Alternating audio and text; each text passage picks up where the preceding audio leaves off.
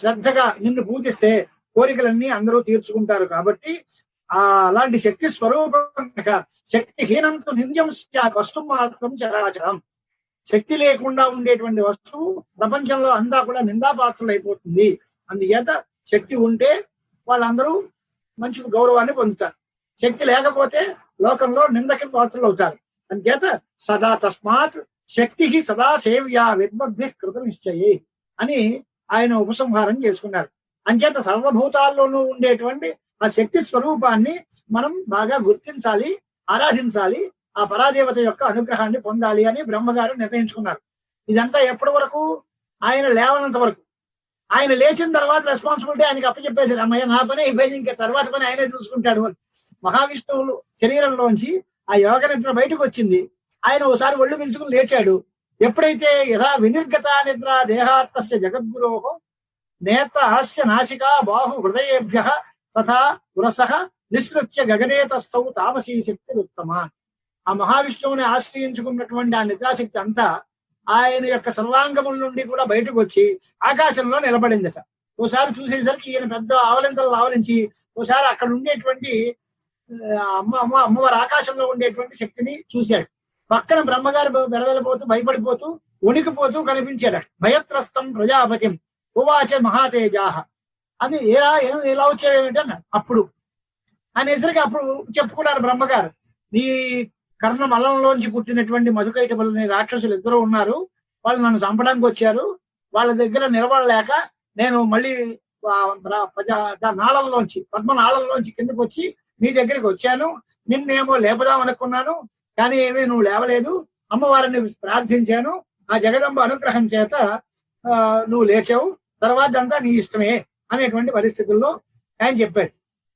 నిరాధారులైనటువంటి వాళ్ళు ఎలా వచ్చారు అనేటువంటి మాట అంటే, కురుతాం సమరం కామం మయా దానవపంగవౌ అని చెప్పిన తర్వాత వాళ్ళతో మహావిష్ణువు సరేలే నేను వాళ్ళతో యుద్ధం చూస్తాను, యుద్ధాలు చేయడం నాకు ఎప్పుడు అలవాటే కదా అనేటువంటి మాటతోటి ఆ పరమాత్మ బ్రహ్మగారిని కొంచెం సాంత్వన వచనాలు పలికి వాడిని ఓదార్చి నేను వెళతానులే అని యుద్ధానికి వెళ్ళాడు. వాళ్ళందరికీ వెళ్ళిన తర్వాత ఆ మహాబలుడు మీకు అంత యుద్ధం అంతా శ్రద్ధే ఉంటే నాతో యుద్ధం చేయండి అయ్యా అన్నాడు.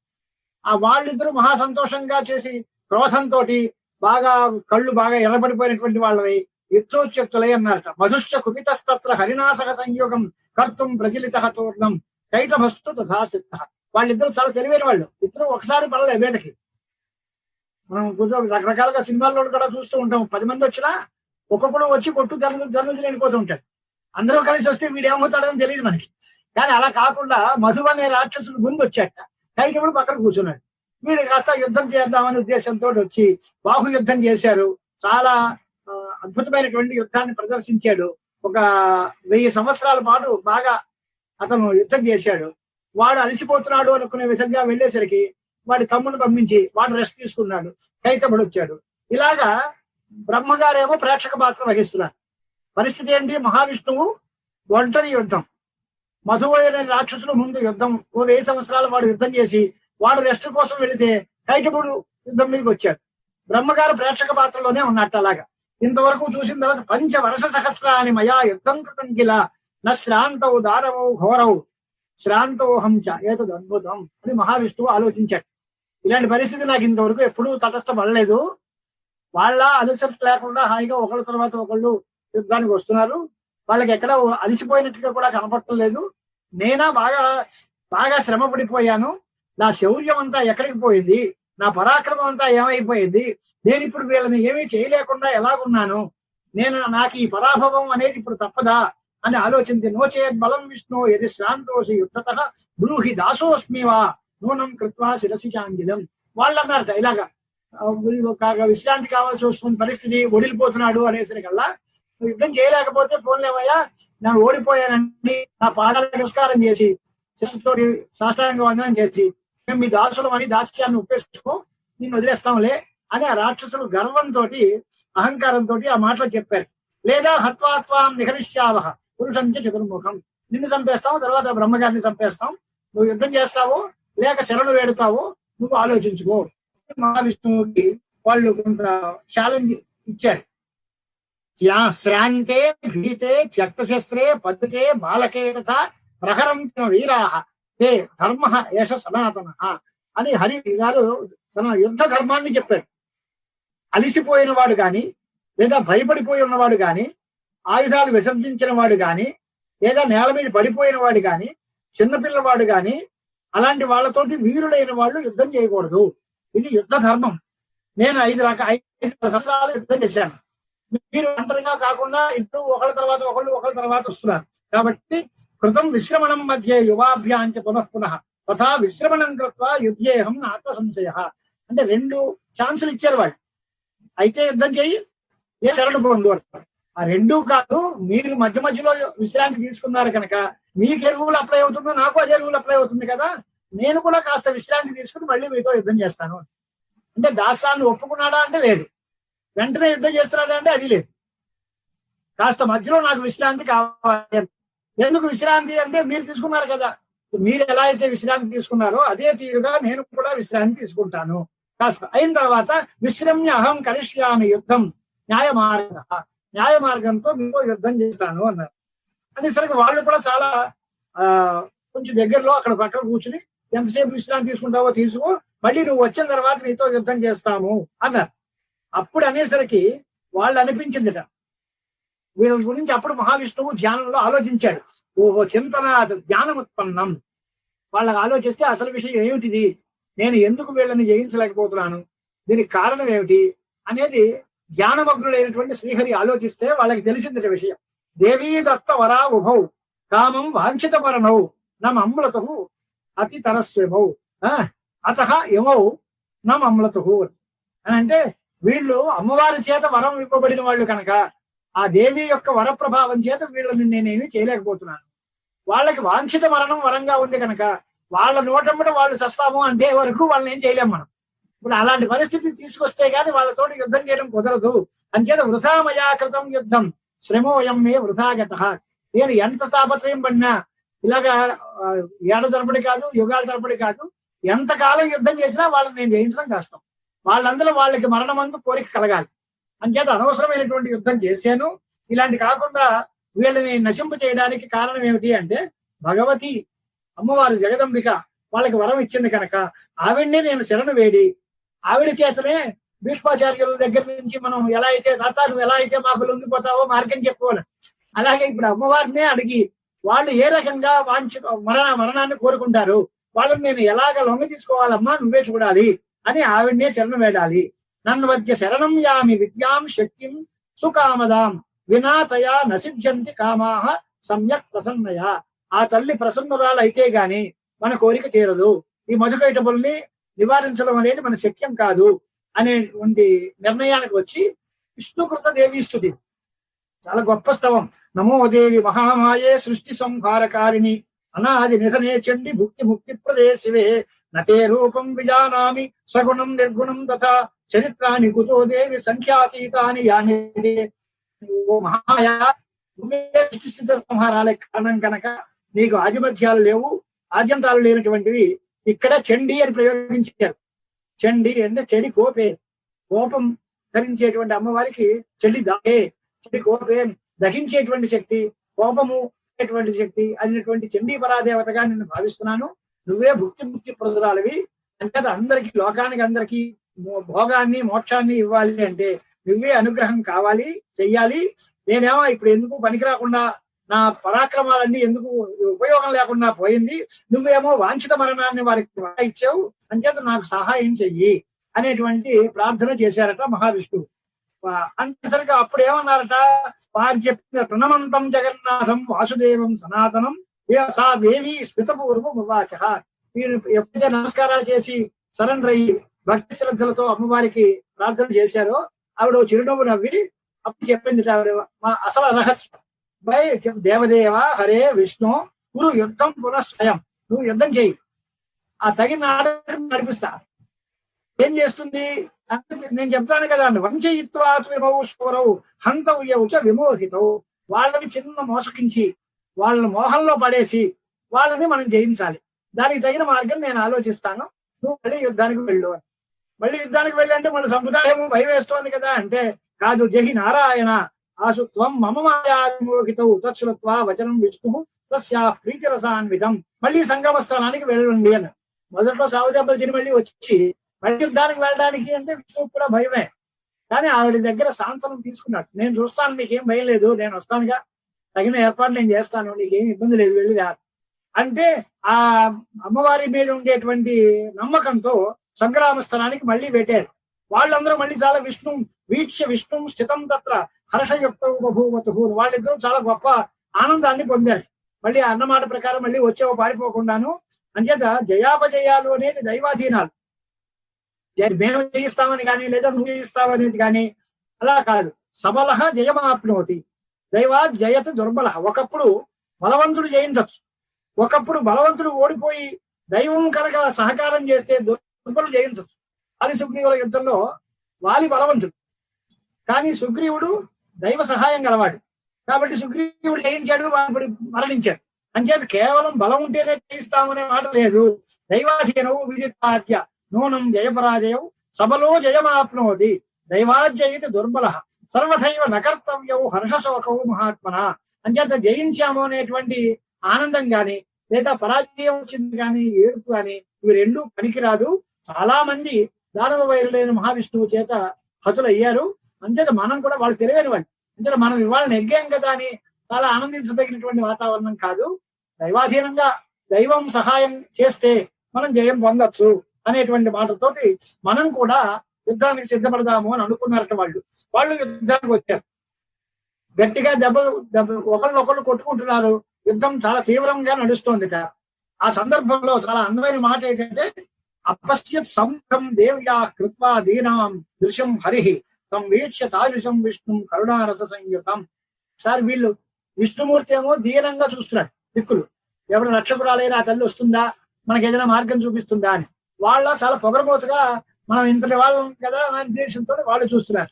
ఈ రూపం ఉన్నప్పుడు మందస్మితంతో ఆ తామ్రాక్షి అయినటువంటి ఆ పరమేశ్వరి దేవి చాలా అందమైనటువంటి ఒక రూపం కల్పించి అక్కడ కనపడింది.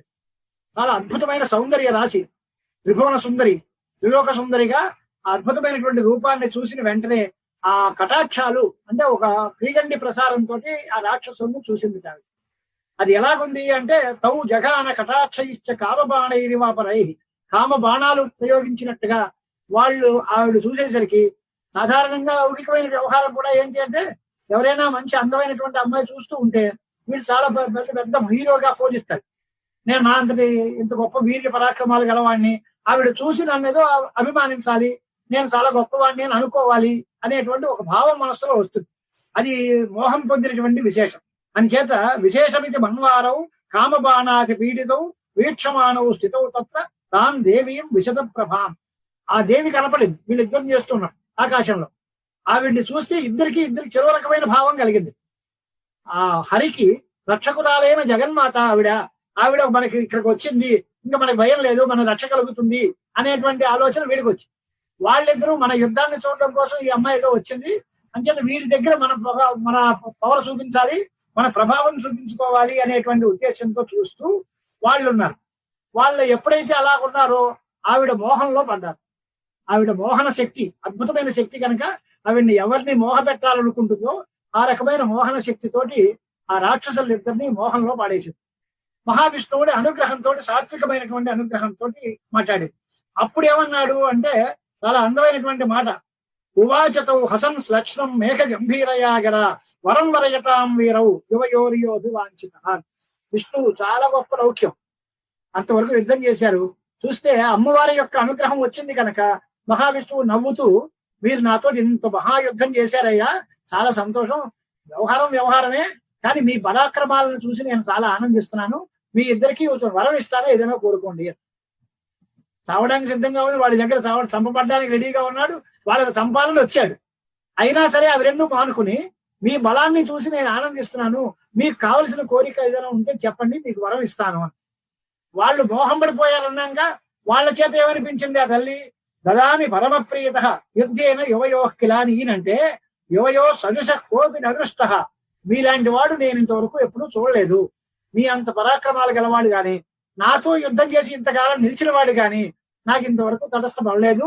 కాబట్టి మీ పరాక్రమాలకి మీ బలానికి సంతోషించి మీకు నేను యుద్ధంలో వరం ఇస్తాను, తస్మాత్ తుష్టోస్మి కామం వై నిస్తులేన బలేన చాట. వాళ్ళేమన్నారట అనేసరికి, వాళ్ళు జగదానందకారి అయినటువంటి మహామాయ ఆవిడ ఉంది కదా అక్కడ, ఆవిడ యొక్క ప్రభావంలో పడిపోయి వీళ్ళు ఏమన్నారట, ఓ నువ్వు మాకు వరాలు ఇచ్చింది ఏంటో, కావాలంటే నువ్వే అడుక్కో, మేమే ఇస్తాంలే అని. నువ్వు నాకు వరాలు ఇవ్వడం ఏంటి, మేమే ఇస్తాం, కావాలంటే నువ్వు మా ఇద్దరితోటి కలిపి నువ్వు ఒంటరిగా పోరాడుతున్నావు కాబట్టి మేమే సంతోషించాం, నువ్వే వరం కావాలో కోరుకో, మేమే ఇస్తాము అని. ప్రార్థయత్వం హృషీకేశ మనోభిలషత్వం వరం తుష్టౌ స్వస్థవ యుద్ధేన వాసుదేవ అద్భుతేన చ. నీ అద్భుతమైన యుద్ధంతో వాసుదేవ మేము సంతోషించాం, కాబట్టి నువ్వు మాకు వరాలు ఇవ్వక్కలేదు, మాకు ఇవ్వాల్సిన వరాలు మా అమ్మ ఇచ్చింది, అంచేత నేనే మీకు వరం ఇస్తాము అని అన్నదమ్ములు ఇద్దరు చాలా గర్వంతో అన్నారు. దొరికింది కదా ఛాన్స్ అనుకున్నాడు మహావిష్ణువు. చెప్పిన తర్వాత వంచితావిత మన్వానవు తస్తు శోక సంయుతవు అనేసరికి వెంటనే భవేతాం అద్యమే తుష్టవు అమ్మ వధ్యావు ఉభావతి, నా చేతిలో మీరు చచ్చిపోయేట్లాగా వరం ఇవ్వండి అని మహావిష్ణువు. ఎంత రాక్షసులైనా వాళ్ళు అన్నమాటకి నిలబడిపోయే సత్యసంధులు ఆ రోజుల్లో. ఇవాళ అబ్బాయి నేను తూనా పొట్టి నేను అనలేదే అనే పరిస్థితి కాదు. వరం ఇస్తాము అన్నారు, వరం ఇవ్వాలంటే మీరిద్దరు నా చేతిలో చచ్చిపోయేలాగా వరం ఇవ్వండి అని అడిగారు. అయ్యో లొంగిపోయాము, వంచితం అయిపోయాం, మనం మోసగించబడిపోయాం అని అనుకుని సరే అన్నారు తప్ప మేము అలా అన్నది. కానీ మరి కింద పడిపోయినా మళ్ళీ లేవడానికి ప్రయత్నం చేసేలాగా మరి ఇంకోలా చేయాలి. అది శోకం వచ్చింది, అనవసరంగా నోరు జారాం, వారికి మనం మన ప్రాణం మీద తెచ్చుకున్నాం అని చూసి విచార్య మనస తౌతు దానవం విష్ణు మూచకం. సరే మంచిదే, కానీ నీ చేతిలో మేము చనిపోతాం, కానీ కండిషన్ ఏంటి అంటే ఇప్పటికీ మేము తెచ్చుకోం, నా మమ్మల్ని నువ్వు చంపాలి. దానికి కూడా ఒక షరతు ఏంటి అంటే ఇదంతా ప్రపంచం అంతా ఏముంది, జలమయంగా ఉంది, మా దగ్గర నువ్వు నీరు లేని చోటులో ఎక్కడైనా మమ్మల్ని ఇద్దరిని కూర్చోబెట్టి నువ్వు చంపగలిగితే అప్పుడు నీ చేతిలో మేము చచ్చిపోతాం లేదు. అంటే వాళ్ళకి ఇంకా ఏమిటి భ్రమ ఏంటి అంటే జలరహితమైన ప్రదేశమే లేదు, మొత్తం జలమయం కదా, ఈ నీరు లేకుండా ఉండే చోటు ఎక్కడ ఉంటుంది, ఆ చోట్లో మమ్మల్ని కూర్చోబెట్టి ఇతను మనం ఏం చేస్తాడు, కాబట్టి అయినా సరే దీనిలోంచి బయటపడవచ్చు అనేటువంటి భ్రాంతితోటి వాళ్ళు ఏమన్నారంటే ప్రేక్ష సర్వం జలమయం భూమిం వివర్జిత హరే యోయం వరోదత్త త్వయా పూర్వం జనార్దన సత్యవాగసి దేవేశ దేహితం వాంఛితం వరం నిర్జలే విపులే దేశే హనస్వ మధుసూదన. నిర్జలమైన విపులమైన దేశంలో మమ్మల్ని చంపుకో అన్నాడు. నిర్జలమైన విపులమైన దేశం అంటే ఆ రాక్షసులు వాళ్ళ శరీరం ఎంత ఉంది, వాళ్ళిద్దరు శరీరాలని ధరించేంత విపులమైన ప్రదేశం కావాలి. జలం లేనిది అంటే ఎంత స్థలం కావాల్సి వస్తుంది, అంత నీటి లేకుండా ఉండే అంత స్థలాన్ని వీళ్ళు సంపాదించగలిగితే అప్పుడు ఆ రాక్షసులను అక్కడ కూర్చోబెట్టి వాళ్ళని వధించాలి. అది వాళ్ళు చెప్పిన మాట. అనేసరికి ఆలోచించుకున్నాడు. స్మృత్వా చక్రం తదా విష్ణు తా ఉవాచ హసన్ హరి, మిమ్మల్ని చంపుతానయ్యా అని సుదర్శన చక్రాన్ని ధ్యానం చేశారు. స్వామి దగ్గరికి ఆ చక్రం వచ్చింది. సుదర్శనుడు ఆయన చక్రం అని పేరు తప్ప ఆయనకి కూడా రూపం ఉంది, దేవతా విశేషమే ఆయన, సుదర్శనుడు అనే పేరు, సుదర్శన చక్రం. ఆ సుదర్శనుడిని స్మరించిన వెంటనే ఆయన వచ్చాడు చక్ర రూపంలో, వచ్చి రెడీగా ఉన్నాడు. ఇప్పుడు నీటి లేకుండా ఉండే ప్రదేశం కావాలిగా, అంచేత ఏం చేద్దాం అనుకున్నారు మహావిష్ణువు. మొత్తం త్రివిక్రమావతారంలో ఆనాడు ఎలా అయితే మొత్తం భూమి ఆకాశాలంతా ఆవరించినటువంటి రూపాన్ని ధరించాడో అలాంటి అద్భుతమైనటువంటి ఒక పెద్ద రూపాన్ని తీసుకొచ్చి బాగా తన తొడలు బాగా విస్తరంగా ఊరు కృత్వ అతి విస్తరవు దర్శయామాస తౌ తత్ర నిర్జలంచ జలోపరి, దీని మీద నేను ఉన్నాను, నా తొడలు ఇంత విశాలంగా ఉన్నాయి, మీరు ఈ తొడల మీద కూర్చోండి, ఇక్కడ నేను ఈ చక్రంతో మిమ్మల్ని చంపేస్తాను అన్నారు. వాళ్ళు అన్నారు మళ్ళీ నాస్త్యత్ర దానవు వారి శిరసి ముంచతామిహ.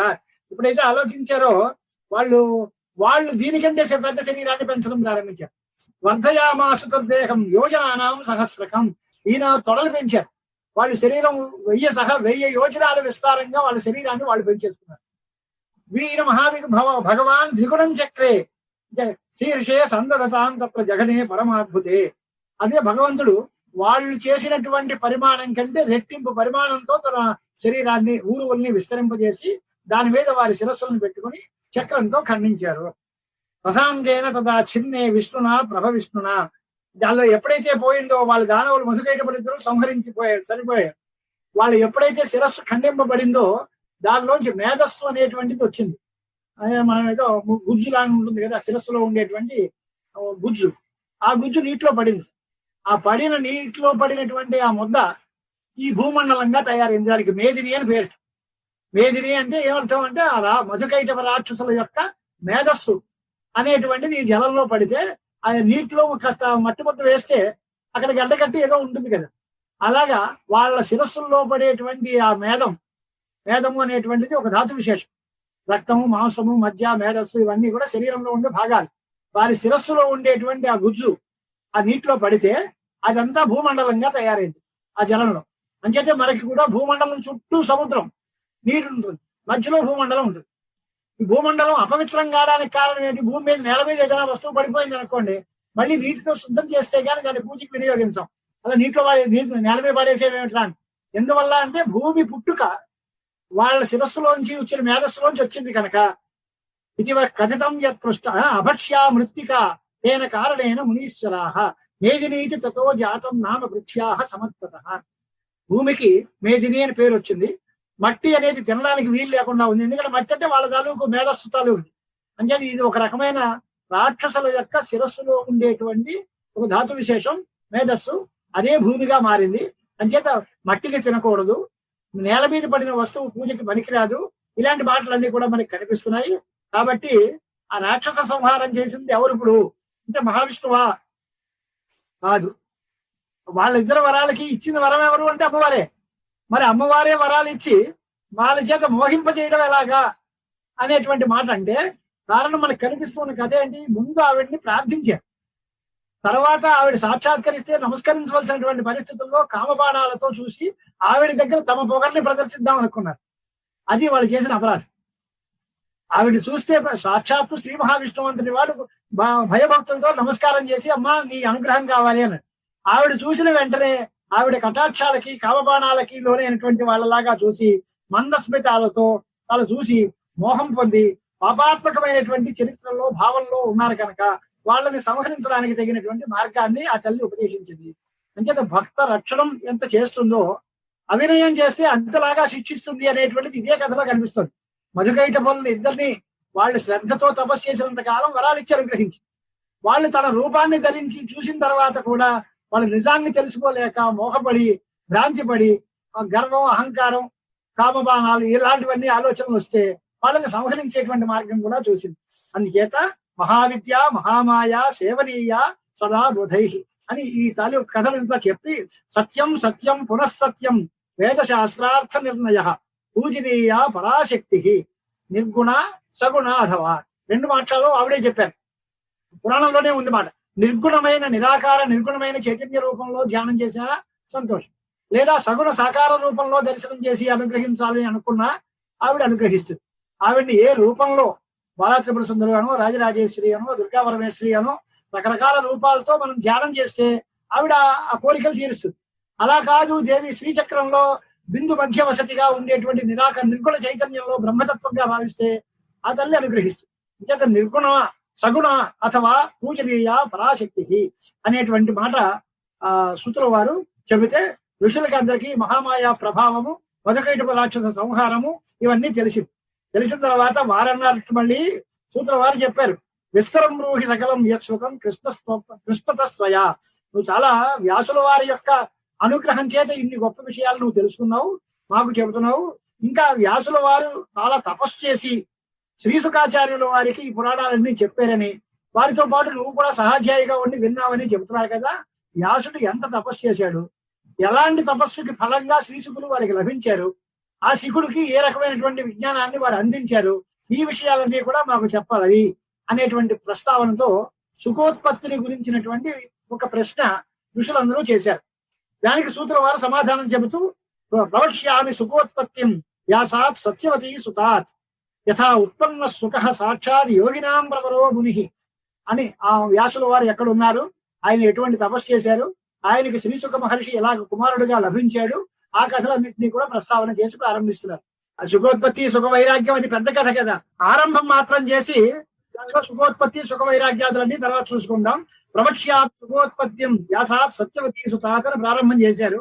మేరు శృంగము అనేటువంటి దగ్గర ఒక మహారమ్యమైనటువంటి ప్రదేశంలో మేరు పర్వత ప్రాంతాల్లో సత్యవతీశ్వరుడైనటువంటి వ్యాసుడు తపస్సు చేశారట.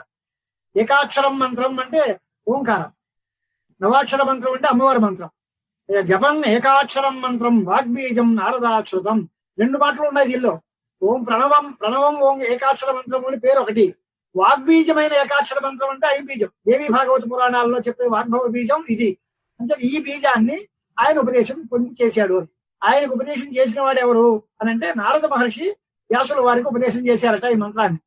నారదా శృతం వాగ్బీజం మంత్రం జపన్ ధ్యాయన్ పరాం మహామాయాం పుత్రకామ తపోనిధి. దానిలో అగ్ని, భూమి, వాయువు, అంతరిక్షము వీళ్ళందరిలోనూ ఆ శక్తిని చూసి వీళ్ళ పంచభూతాలతోటి సమానమైనటువంటి శక్తి కలిగిన కుమారుడు నాకు కావాలి అనేటువంటి ఆలోచనతో ఆయన తపస్సు చేశాట. మహాదేవుణ్ణి సదాశివుణ్ణి ప్రార్థించారు. ఒక 100 సంవత్సరాల పాటు యుద్ధం తపస్సు చేశారు. కానీ అది ఫలించుకో మనకి ఉపయోగం చాలదు అనుకున్నట్ట.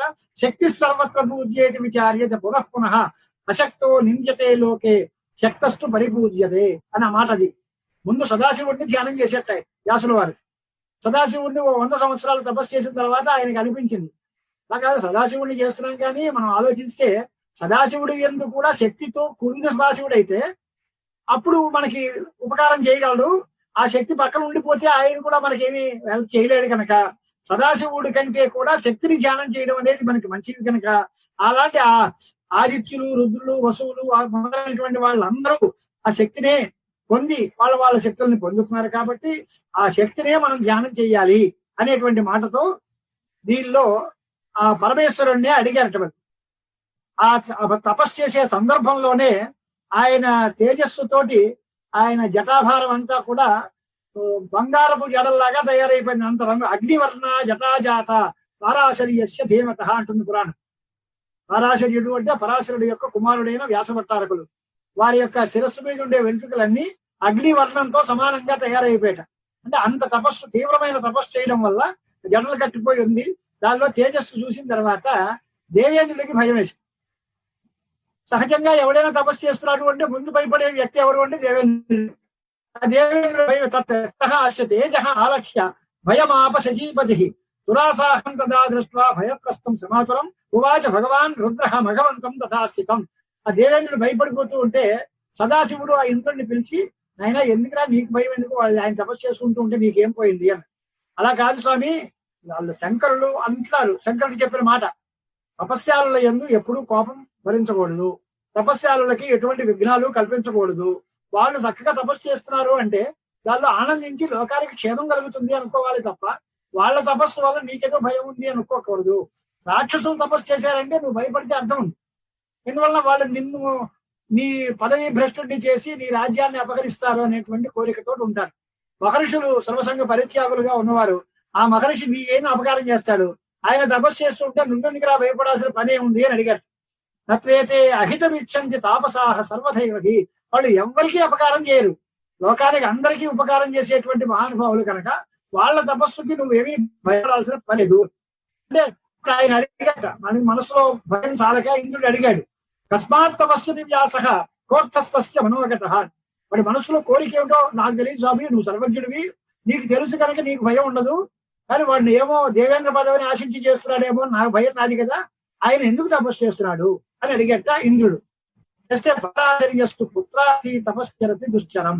ఆయన ఎవరికి తపస్సు చేస్తున్నాడు, ఎవరిని గురించి తపస్సు చేస్తున్నాడు అని అంటే నన్ను గురించి. మాం శక్తి సంయుతం జ్ఞాత్వా, శక్తితో కూడినటువంటి సదాశివుణ్ణి తెలుసుకుని తపస్సు చేస్తున్నాడు. ఎందుకు? పుత్రార్థి, పుత్రులు కావాలి అనేటువంటి కోరికతోటి చేస్తున్నాడు. 100 సంవత్సరాలు పూర్తయింది, చాలా సంతోషం అంటే అప్పుడు దేవేంద్రుడు కూడా చాలా సంతోషంగా వెళ్ళి నమస్కారం చేసి వెళ్ళిపోయాడు. గత్వా ఋషి సమీపంతు తమువాచ జగద్గురు ఉత్తిష్ట వాసవీపుత్ర పుత్రస్తే భవితా శుభ అని పరమేశ్వర ప్రసాదం చేత శ్రీ శుకాచార్యుల వారు పుట్టారు. తపస్యాలు ఎవడు? వ్యాసుల వారు తపస్సు చేశారు. ఎవరి గురించి అంటే కేవలం శివుడి గురించి కొంతకాలం చేశారు. తర్వాత శక్తి సమేతుడైనటువంటి పార్వతీ సహితమైన పరమేశ్వరుణ్ణి, సోమశంకరుడు అంటే ఉమాసహితమైన శంకరుణ్ణి ధ్యానం చేసి తపస్సు చేస్తే ఆయన జగద్గురు అయినటువంటి పరమేశ్వరుడు ప్రసన్నుడై, వాసవీపుత్ర దేవయ్య నీకు సగినటువంటి కుమారుడు కలుగుతాడు, సర్వ తేజోమయ జ్ఞాని కీర్తికర్త అనఘ అఖిలస్య జనస్యాత్ర వల్లభ తే సుతస్తదా. నీ కుమారుడు లోకానికి అందరికీ పరమ పూజ్యుడు అవుతాడు, అద్భుతమైన జ్ఞాన సంపద కలిగి వాడు అవుతాడు, అమితమైన కీర్తి సంపద కలిగి ఉంటాడు, లోకానికి అందరికీ ఆరాధ్యుడు అవుతాడు, సత్య విక్రముడు అవుతాడు. అలాంటి గొప్ప గుణ సంపన్నుడైనటువంటి కుమారుడు నీకు కలుగుతాడు అని కృష్ణద్వైపాయుడైన వ్యాసుణ్ణి పరమశివుడు అనుగ్రహించారు. ఆ శూలపాణిం నమస్కృత్య జగామ ఆశ్రమం ఆత్మనః సగత్వా ఆశ్రమమేవ ఆశు బహువర్ష శ్రమాతురః. చూశాడు, ఆలోచించాడు, ఇంటికి వెళ్ళాడు, తపస్సు చేసుకుంటున్నాడు. నాకు ఇప్పుడు కుమారుడు కలుగుతాడని నేను అడిగాను, ఆయన అన్నాడు బాగానే ఉంది, కానీ కుమారుడు కావాలి అంటే నాకు సంతానం కావాలి, నాకు వెళ్ళమే లేదే, నాకు సంతానం ఎలా కలుగుతుంది, నాకు వివాహమే అవ్వలేదు, నాకు భార్యే లేదు, నాకు సంతానం ఎలా కలుగుతుంది అంటే ఒక ఆలోచన చేశాడు. ఈ లోపుగా ఆయన ఏదో అరణ్య మంథనం చేస్తున్నాడు.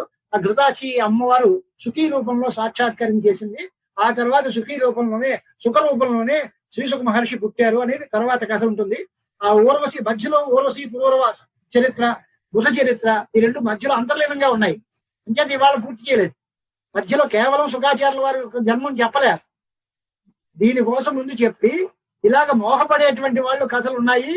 చంద్రుడు నాడు తారాశశాంకం నాటకం మీరు వినే ఉంటారు. బృహస్పతి భార్య అయినటువంటి తారని శిష్యుడైనటువంటి చంద్రుడు అపహరించాడు. ఆ తారకి చంద్రుడి మీద మోహం కలిగింది. వాళ్ళ సంతానంగా బుధుడు అనేటువంటి వాడు పుట్టాడు. ఆ భుజోత్పత్తి చరిత్ర ఒకటి మధ్యలో. అలాగే కాముకుడై పూర్వవశ చక్రవర్తి ఊర్వశి మీద ఉండేటువంటి మమకారంతో నగ్నంగా దేశాలలో అలా తిరిగి పరిగెట్టినటువంటి గాథలు ఉన్నాయి. కనుక ఎంతటి వాడైనా కామానికి లోబడి పడిపోతారు. కనుక అలాంటి చరిత్రలు దేవగురువైన బృహస్పతి భార్యని తారని శిష్యుడైనటువంటి చంద్రుడు అభిలషించడం, పూర్వవ చక్రవర్తి అంతటి వాడు ఊర్వశి లోహంలో పడిపోయి వారి వెంటాలు పరిగెట్టడం, ఇలాంటి కథలన్నీ చూస్తూ ఉంటే నేను కూడా కామవశంగతులు అవుతున్నాను, నాకు భార్య లేదు కదా ఎలాగా అనేటువంటి ఆలోచనలో ఆయన నిమగ్నం అవుతాడు. అరణి మంత్రం చేస్తూ ఉంటే దానిలోంచి వీర్యం పడినప్పుడు సుఖీ రూపాన్ని చూస్తే ఆ రూపం మనస్సులో పడినప్పుడు ఆ రూపంతో ఈ వీర్యం ఆ రూపాన్ని దిద్దుకుని శ్రీసుఖ మహర్షిగా ఉత్పత్తి చెందారు అనేటువంటి కథ తర్వాత వస్తుంది. ఆ కథ మనం చూసుకుందాం. వారికి జాతమాత్రంతో వైరాగ్య సంపన్నుడైనటువంటి శ్రీసుఖ మహర్షి నేను వైరాగ్యము సన్యాసము అనేటువంటి మాట ఆయన అంటాడు. కాదు పెళ్లి చేసుకోవాలి ఆయన, పౌత్రుడిని చూడాలి అని ఈయన అంటాడు. వారిద్దరి సంవాదం లోకంలో మనుషుల తాలూకు తీరుతెన్నులు ఎలా ఉంటాయి, వాళ్ళ ఆలోచన విధానాలు ఎలా ఉంటాయి, ఇవన్నీ కూడా పురాణం బాగా వర్ణించింది. ప్రతి మనిషి ఒకడు వైరాగ్యం కావాలి అంటే దానికి తగిన యుక్తులు చూపిస్తాడు. ఇంకొకడు ప్రజాతంత్రం మావ్యవచ్చేసి అని ఉపనిషత్తు చెబుతోంది. ఆచార్యుడికి ధనాహరణం చేసి గురువు రుణం తీర్చుకుని ఆచార్యాయ ప్రియం ధనం ఆహృత్య ప్రజాతంత్రం మావ్యవచ్చేసి అని ఉంది కదా, సంతానం చేసుకోవాలి, వివాహం చేసుకోవాలి, సంతానం పడేయాలి అని వీటంటాడు. దానిలో ఆ తగు ఎక్కడ ఎలా తీరుతుంది అనే దగ్గర వాళ్ళిద్దరి మధ్యలోనూ ఒక సయోధ్య కలిగి జనక మహారాజు గారి ఆశ్రమానికి వెళ్ళి వారి దగ్గర ఉపదేశం పొందిన తర్వాత ఇద్దరు కూడా ప్రశాంతమైన చిత్తంతో కనిపించుకుంటారు. శ్రీసుఖాచార్యుల వారు కూడా వివాహం చేసుకున్నట్టుగా దేవి భాగవత పురాణం చెప్పింది. ఆయనకి సంతానాలు కలిగింది, ఆయనకి మగపిల్లలు ఆడపిల్ల వాళ్ళ పేర్లతో సహా వర్ణించింది ఈ పురాణం. శ్రీసుఖ మహర్షికి వివాహం లేదు అనేటువంటి కథలు వేరే పురాణాల్లో ఉన్నాయి. ఇలాంటి వాటిల్లో ఉండే విరోధాలు కల్పభేదంతో పరిహరించాలి అనేది సమాధానం. ఒకప్పుడు ఆంజనేయ స్వామి వారికి సువర్చలా కళ్యాణం ఉంది అంటారు, ఒకప్పుడు లేదు అంటారు. ఆంజనేయుడు ఎందుకు బ్రహ్మచారా వివాహితుడా అంటే రెండు, ఒక కల్పంలో ఓ పురాణాన్ని బట్టి ఆయనకి వివాహం జరిగింది, మరో పురాణాన్ని బట్టి ఆయన బ్రహ్మచారి. అలాగే శ్రీసుఖాచార్యుల వారికి వివాహం జరిగింది, వారి పుత్రులు ఉన్నారు అనేటువంటి కథాభాగాన్ని కూడా మనం దేవి భాగవతంలో చూస్తాం. అలాంటి మహానుభావులకి ఇంకొక మాట మాత్రం గుర్తుపెట్టుకోవాలి, మనలో మనం ఆలోచించుకుంటాం కనుక ఈ పురాణ కథల్లో చాలా అనుచితమైనటువంటి ఘట్టాలు ఉంటాయి. ఇలా చేయొచ్చా, ఇలా చేయడం బాగుందా, ఇలాంటి వాళ్ళనా మనం పూజించేది అనేటువంటి ఒక రకమైన తక్కువ స్థాయిలో ఆలోచన వస్తుంది. అంటే అలాంటి వాళ్ళకి సమాధానం చెప్పడం ఏమిటి అంటే గౌతమ మహర్షి చెప్పారు సమాధానం.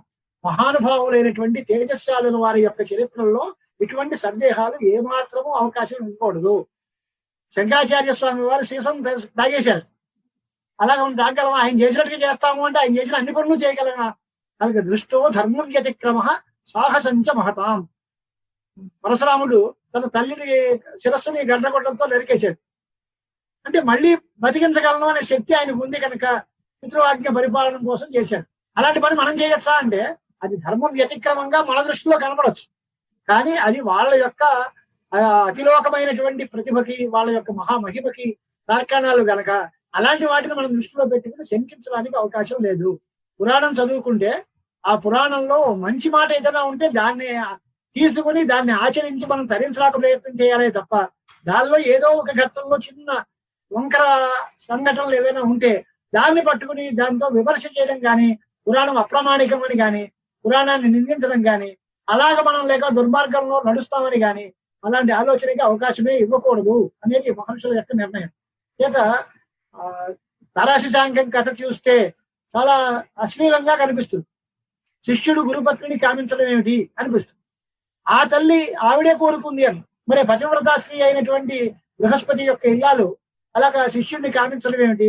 ఆ బుధుడు పుట్టిన తర్వాత బుధుడు ఎవరి కొడుకు అని అడిగితే ఆయన చంద్రుడి కొడుకే అని చెబుతున్నారు. ఇది చెప్పడం ఏమిటి అంటే అది ఎంత దైవ కార్యం, అది ఆ విధి లీల. దానికోసం అని మనం అలా మన మనసుల్ని పాడు చేసుకోవడం కానీ, తప్పుడు మార్గంలో ఆలోచించుకోవడం కానీ అది మనకి సరి అయింది కాదు అనేటువంటిది ఇంకా వేరే వేరే స్థలాల్లో ధర్మ నిర్ణయాలు చేస్తూ ఉంటారు. ఎక్కడైనా రెండు స్మృతులకి విరోధం కలిగితే ఏ స్మృతికి వేద సమ్మతి ఉందో ఆ స్మృతి ప్రమాణం, తకమా స్మృతి అప్రమాణం. శృతి స్మృతికి రెండింటికి విరోధం వస్తే శృతి ప్రబలం, స్మృతి దుర్బలం. రెండు స్మృతుల్లో విరోధం వస్తే శృతి అనుగ్రహీతమైన స్మృతి ప్రబలం. స్మృతికి ఆచారానికి విరోధం వస్తే స్మృతి ప్రబలం. రెండు ఆచారాలకి విరోధం వస్తే దేశాచారతో వ్యవస్థానం. అంటే ధర్మ నిర్ణయం చేయడం చాలా కష్టం.